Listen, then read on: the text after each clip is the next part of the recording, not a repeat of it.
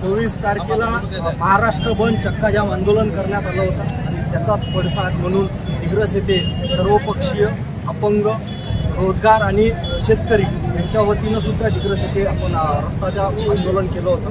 यात ज्या प्रमुख मागण्या आहेत ती शेतकऱ्यांचा सातबारा पुरवठा। या सरकारनं निवडणुकीच्या अगोदर ज्या आश्वासन दिल्या होत्या की आमचं सरकार जर आलं तर आम्ही शेतकऱ्याची कर्जमाफी करू, आणि त्याचबरोबर बच्चू भाऊंनी गेल्या कित्येक दिवसापासून आंदोलन सुरू केलं।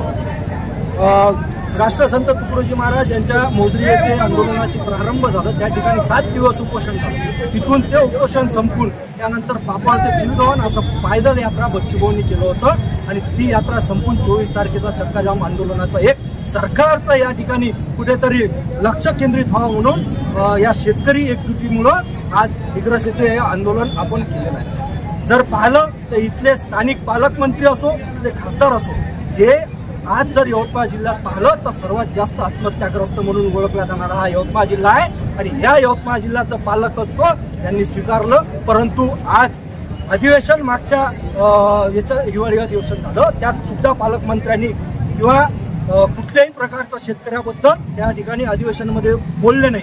जरी ते सरकारमध्ये असतील तरी या शेतकऱ्याच्या मतदानावर ते निवडून आले आहेत आणि काल परवा जे दिल्लीला अधिवेशन सुरू आहे त्यामध्ये या यवतमाळ वाशिमचे लोकप्रतिनिधी खासदार हे सुद्धा शेतकऱ्याबद्दल भूमिका मांडताना आम्हाला दिसत नाही आहे। आमची एकच मागणी आहे, तुम्ही पक्षाचे नंतर परंतु पहिले एक शेतकऱ्याचे पुत्र म्हणून त्या ठिकाणी आमची भूमिका आपण मांडावी अशी आमची सर्वांची मागणी। या जे जनशक्ती पक्ष, राष्ट्रवादी शरद पवार गट, मनसे, राष्ट्रीय काँग्रेस पक्ष, कम्युनिस्ट पक्ष, गोट सेना आणि इतरत्व जे काही लहान लहान संघटना आहेत या सर्वांचा पाठिंबा या आजच्या चक्काजाम आंदोलनासाठी आम्हाला संघटना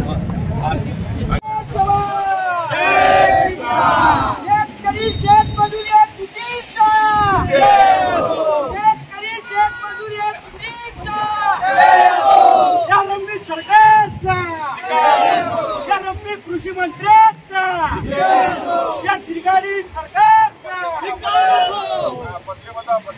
या सरकारचं करायचं काय? आमच्या मागण्या पूर्ण करा, नाहीतर खुर्च्या खाली करा। अरे आमच्या मागण्या पूर्ण करा, नाहीतर खुर्च्या खाली करा।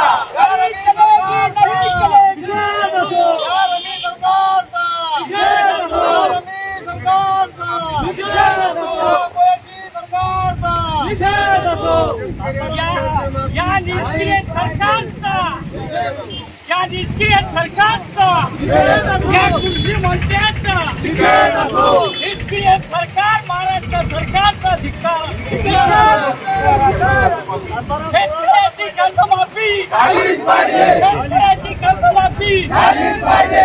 पारा कोरा झालाच पाहिजे, हा पारा कोरा झालाच पाहिजे। आता कसं होत नाही, आता कसं होत नाही।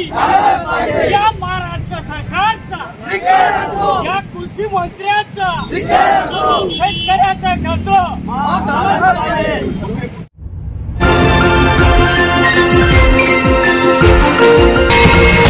विदर्भ न्यूज मराठी, सकारात्मकतेचा शिलेदार।